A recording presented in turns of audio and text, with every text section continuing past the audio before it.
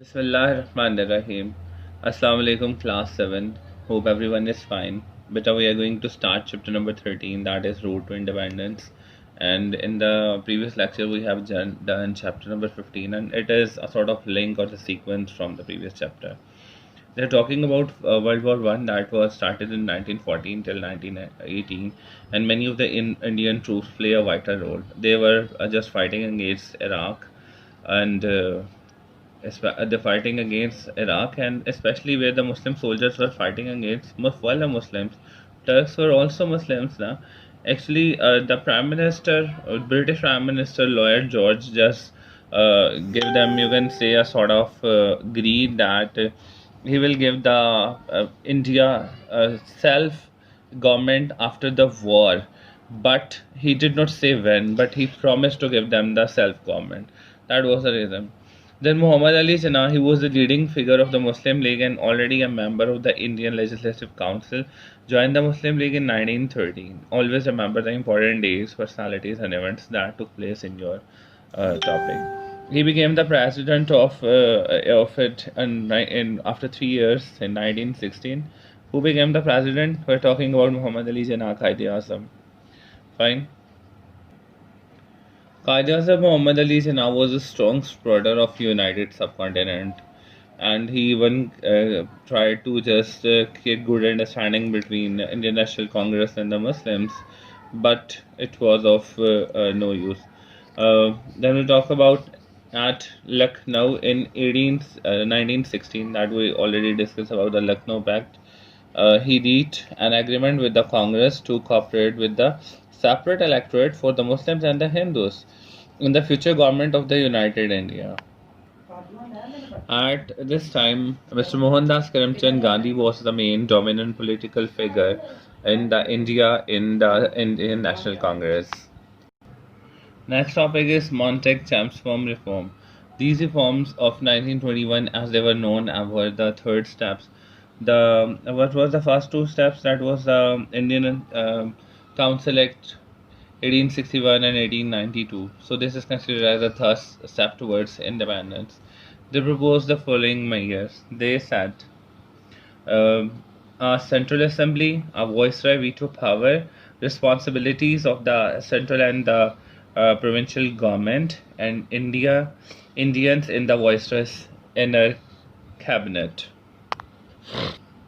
Later on, Qaid-e-Azam presented its famous 14 points, 14 Qaid-e-Azam ke, in the meeting of Muslim League in 1929.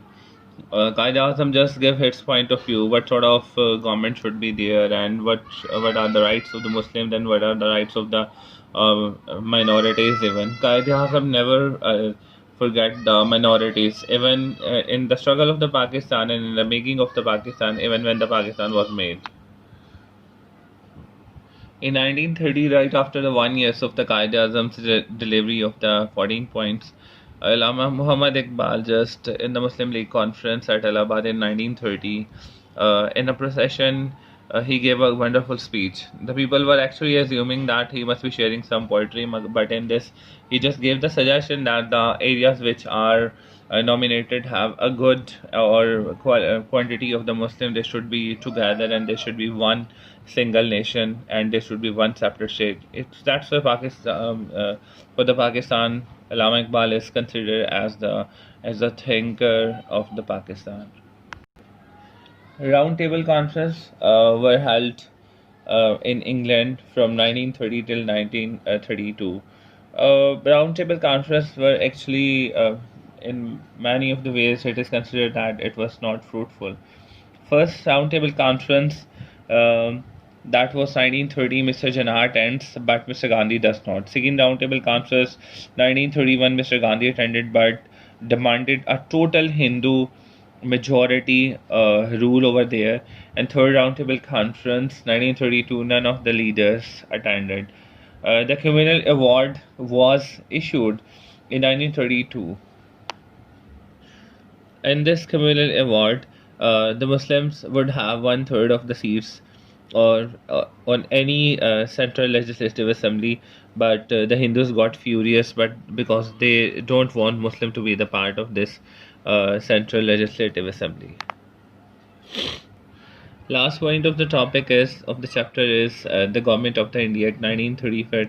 1935 it was very famous as the parties continues to be quarrel with neither she giving way. British decided to bring it to its solution, which would be the basis of the independence of India. This was the Government of India Act, which was passed in 1935.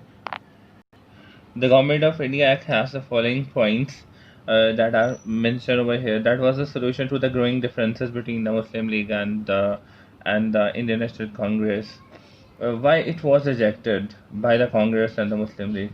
Actually, the Muslim believed that they would always be in a minority, and the princely states did not like the democratic reforms, and the Hindus disliked the prince who have been a majority in the upper house. If we talk about the effects of his failure, so riots and the violence, agitation against the government, which are solutions will be shared inshallah in the Google Classroom, and you can just note down the answers of the long question and the short question, exercise question answers. Wish you best of luck. Allah Hafiz.